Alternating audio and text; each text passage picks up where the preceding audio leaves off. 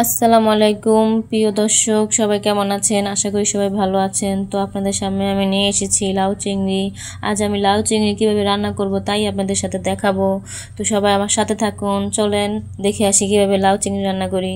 তো এখানে একটি কড়াই বসিয়ে দিয়েছি। কড়াই বসিয়ে দেওয়ার পর দিয়ে দিলাম কিছু পরিমাণে তেল। তো তেলটা দিয়েছি, তেলটা গরম হয়ে গিয়েছে। তো এখন আমি দিয়ে দেবো এখানে কেটে রাখা পেঁয়াজ কুচি। তো পেঁয়াজ কুচিগুলো দিয়ে দিলাম কড়াইয়ের মধ্যে।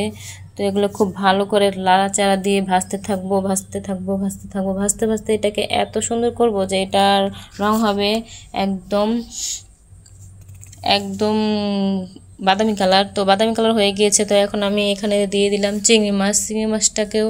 চিংড়ি মাছটা দেখেন কতটা সুন্দর। তো এটা চিংড়ি মাছগুলো নদীর মাছ। তো নদীর মাছগুলো দেখেন কতটা সুন্দর, সাদা, একদম সাদা। তো এগুলো ভাজতে ভাজতে আমি করে নিব এখন একদম বাদামি কালার। তো এটাকে ভালো করে ভেজে বাদামি কালার করে নিয়েছি। আপনারা বাসায় বসে এরকম লাউ চিংড়ি এনে রান্না করবেন। আর লাউ চিংড়ির তরকারি খুবই স্বাদ হয়। আর এখন তো শীতকাল, খুব মজা হয় রান্না করলে খেতে।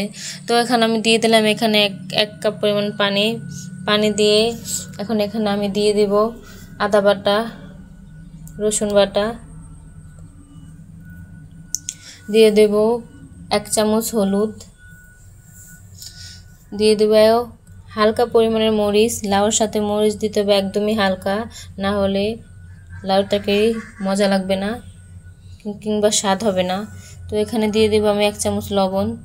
দিয়ে এগুলোকে খুব ভালোভাবে আমি নাড়াচাড়া করব। নাড়াচাড়া করে একদম মাখিয়ে নেব। মাখিয়ে এটাকে ভালো করে কষাবো। তো যারা বাসায় লাউ রান্না করেন এভাবে লাউ রান্না করবেন। তো দেখেন আমার চিংড়ি মাছটা কষানো হয়ে গেছে। তো এখন আমি এখানে দিয়ে দিলাম সেই আগে থেকে কেটে রাখা লাউ।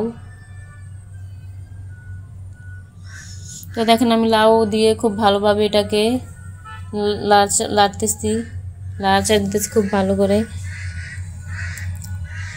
তো লাড়াচাড়া দেওয়ার পর এটাকে খুব ভালো করে কষিয়ে নিলাম। দেখেন এখন আমার লাউটা সিদ্ধ হয়ে গেছে প্রায়। তো এখন আমি এখানে 1 কাপ পানি দিয়ে দিলাম। 1 কাপ পানি দিয়ে ঝোল দিয়ে এখন এটাকে একটু ঘন করব।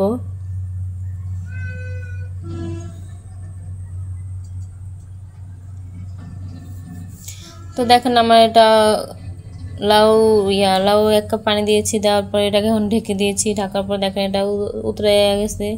তো উতরে যাওয়ার পরে এখন এটাকে আমি নাড়াচাড়া দিচ্ছি যেন নিচ দিয়ে লেগে না যায়। তো যারা এরকম সবুজ লাউ রান্না করতে চান বাসায় এভাবে ঠিক রান্না করবেন। আর আমার